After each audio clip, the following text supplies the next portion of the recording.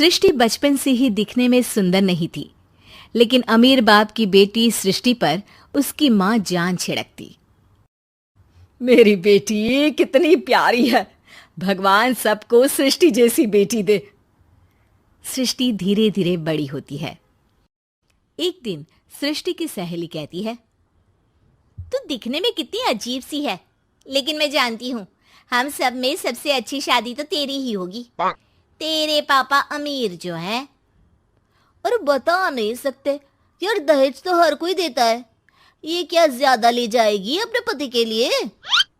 अरे बड़े शहर में कोठी है इसके पापा की। अरे पापा की है ना, कौन सी इसकी है? इसकी होती तब तो कोई भी लड़का इससे शादी कर लेता। अरे पापा की मतलब पापा की है तो मेरी ही है ना? किसने कहा? अब तेरी तो तब होगी ना जब तेरा भाई ना हो। वैसे भी शादी के बाद सारी प्रॉपर्टी भाई के नाम होती है। सृष्टि समझ जाती है कि उसे किसी भी हालत में माँ बाप की सारी प्रॉपर्टी को अपने नाम करना है, लेकिन कैसे? एक दिन सृष्टि का भाई शीनू कहता है, बहन क्या कर रही है? तुझसे एक बात करनी है। अरे हाँ हाँ करना, मैं तो तेरी बहन हूँ। बहन मेरी लाइफ में ना एक लड़की है, बहुत अच्छी है। मैं सोच रहा हूँ माँ और पापा से बात करूँ शादी के लिए।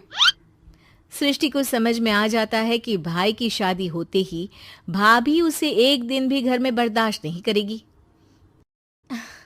क्या बात है भाई, बताना कौन है वो? यार वो बहुत अच्छी लड़की है, पढ़ी लिखी है, मेरे साथ जॉब भी करती है। बस एक प्रॉब्लम है। हाँ प्रॉब्लम? क्या प्रॉब्लम है भाई? यार वो शादीशुदा है, लेकिन उसके पति ने उसे सिर्फ इसलिए छोड़ दिया क्योंकि उसके माँ बाप दहेज नहीं दे पाए। सृष्टि ये सुनकर न जाने क्यों खुश हो जाती है। अरे भाई तो क्या हुआ, लड़की तुझे तो पसंद है ना? शीनू को लगता है कि बहन उसे समझ रही है। वो इस बात से अनजान होता है कि उसकी बहन की मंशा पूरा घर हड़पने की है। सृष्टि अपनी माँ से कहती है, मम्मी मुझे तो बहुत चिंता है। पता है शीनू क्या कर रहा है? अरे क्या कर रहा है? वो तो काम पर जाता है और वापस घर आता है। नहीं ना माँ, वो यही तो नहीं कर रहा, बाकी सब कर रहा है। आपको पता है उससे प्यार है, और वो भी एक शादीशुदा लड़की से। हैं? ये क्या हो गया?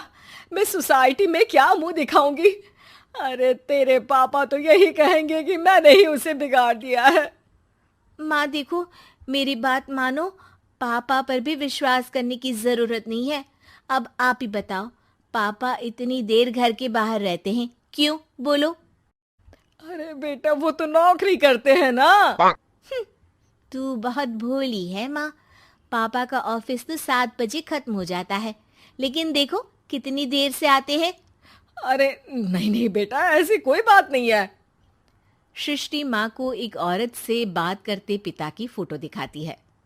देखो माँ कैसे हैं पापा। मैं ना कहती थी कि पापा सही नहीं है। मैं तेरे पापा से बात करूंगी, दे फोटो मुझे। ओ माँ, वो तो डिलीट हो गई। लेकिन चल, तूने तो देख लिया ना। पापा से बाद में बात कर लेना, और हाँ मेरा नाम बिल्कुल मत लेना। हाँ माँ। अब क्या था, सृष्टि के माँ और पिता के बीच झगड़ा होना शुरू हो जाता है। सृष्टि के मन में क्या चल रहा था कोई नहीं जानता था। एक दिन, माँ सृष्टि के लिए एक लड़का देखा है, वो लोग शाम को उसे देखने आने वाले हैं। और हाँ माँ, एक खुशखबरी, मैं और पापा मिलकर एक नया बिजनेस ट्राई कर रहे हैं। शाम को लड़का आता है, सांवले रंग का। सृष्टि को तो बिल्कुल भी पसंद नहीं आता। लड़की की माँ कहती है, लड़की का चेहरा तो कोई खास नहीं, लेकिन अगर मेरे बेटे को आप लोग सेटल कर दें तो मैं उसकी शादी आपकी बेटी से करवा दूं। सृष्टि को लड़का बिल्कुल पसंद नहीं था। उसे भाई पर गुस्सा आ जाता है। लड़के वालों के जाने के बाद कहती है, माँ देखा शीनू मेरे लिए कैसा लड़का लेकर आया, न दिखाने लायक न सुनने लायक, सेटल भी नहीं, वो भी हम करे। अरे माँ, मैं जानती हूँ ये मेरी शादी किसी भी घर में क्यों करवाना चाहता है। अरे कैसी बात कर रही है बहन? तूने तो देखा ना, लड़के को मैंने ही मना कर दिया तुझसे शादी के लिए। जिसने लड़का बताया था उसने उसकी बहुत तारीफ की थी। बात आई गई हो जाती है, लेकिन सृष्टि का मन शांत नहीं होता। क्या करूँ, कुछ समझ में नहीं आ रहा। मेरी शादी हो गई तो ये लोग पूरी प्रॉपर्टी शीनू के नाम कर देंगे। मेरे हाथ तो कुछ लगेगा ही नहीं। तभी सृष्टि को आइडिया आता है। वो किसी वकील को फोन करती है।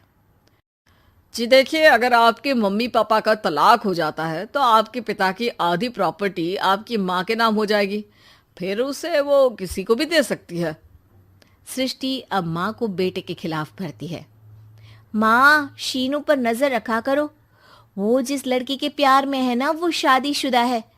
यहाँ आएगी, सारा पैसा, रुपया, जमीन, जायदाद सब हड़प लेगी। पापा का भी हाल तुमसे छुपा नहीं है। ऐसा ना हो कि मैं और आप एक दिन सड़क पर भीख मांगे। हे भगवान, मैं तो जीते जी मर जाऊंगी अगर ऐसा हो गया तो। ऐसा हो गया नहीं माँ, ऐसा ही होगा। अभी समय है, आगे का सोच लो। मैं तो कहती हूँ पापा से आधी प्रॉपर्टी लेकर अलग हो जाओ। पापा की आधी प्रॉपर्टी भी हम लोगों को अगर मिल जाती है ना, तो अगले 7 जन्म सफल समझो। बेचारी माँ बेटी के कहने पर पति से तलाक लेकर अलग हो जाती है। सृष्टि अब पैसों से गाड़ी और अपने दूसरे महंगे शौक पूरे करने लगी। उसके दोस्त भी उसके पैसे इस्तेमाल करते। सृष्टि, कल तुम कहाँ थी? मैं सारा दिन घर पर अकेली थी। तो मैं क्या करूं? मैंने ठेका तो नहीं लिया है ना तुम्हें संभालने का।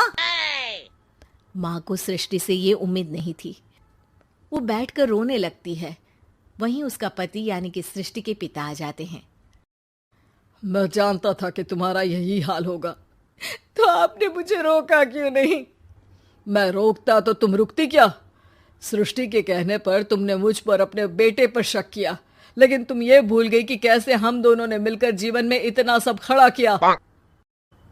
माँ पति के गले लग जाती है। मुझे माफ कर दीजिए, मैंने आपकी कमाई का एक बड़ा हिस्सा गवा दिया। कोई बात नहीं, तुम साथ हो तो मैं ऐसी 7 प्रॉपर्टी खड़ी कर दूंगा।